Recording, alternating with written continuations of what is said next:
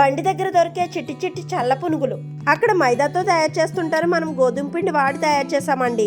ఈ చల్ల పునుగులు బయట క్రిస్పీగా లోపల సాఫ్ట్ గా చాలా బాగుంటాయండి. టేస్ట్ అయితే అచ్చం బయట కొన్న వాటిలాగే ఉంటాయి.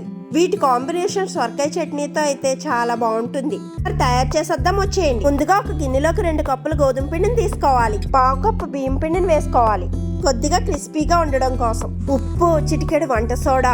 తీసుకునే పిండికి వంట సోడా సరిపోకపోతే కొంచెం యాడ్ చేసుకోవచ్చు. 1 కప్పు పుల్లటి పెరుగు వేసుకుంటే ఈ పునుగులు మరింత బాగుంటాయి. కొద్దిగా నీళ్లు వేసుకుంటూ పిండిని మరీ గట్టిగా కాకుండా అలాగని పల్చగా కాకుండా చూపించే విధంగా కలుపుకోవాలి. మూత పెట్టేసి 1/2 గంట పాటు పక్కన పెట్టేసుకుందాం. లోపు సొరకాయ చట్నీ చూసేద్దాం. సొరకాయ చిన్న ముక్కలుగా కట్ చేసుకోవాలి. కుక్కర్లో సొరకాయ ముక్కలు 5-6 టమాటాలను ఎలా వేసేసేయాలి. ఇందులోనే 4-5 పచ్చిమిర్చి, గుప్పెడు కొత్తిమీర, 10-12 వెల్లుల్లి రెమ్మలు, కొద్దిగా జీలకర్ర, రుచికి సరిపడా ఉప్పు, 1 స్పూన్ నూనె, చిన్న గ్లాసుతో నీళ్లు వేసుకుని మూత పెట్టేసి 3 విజిల్స్ వచ్చేంత వరకు ఉడికించుకోవాలి.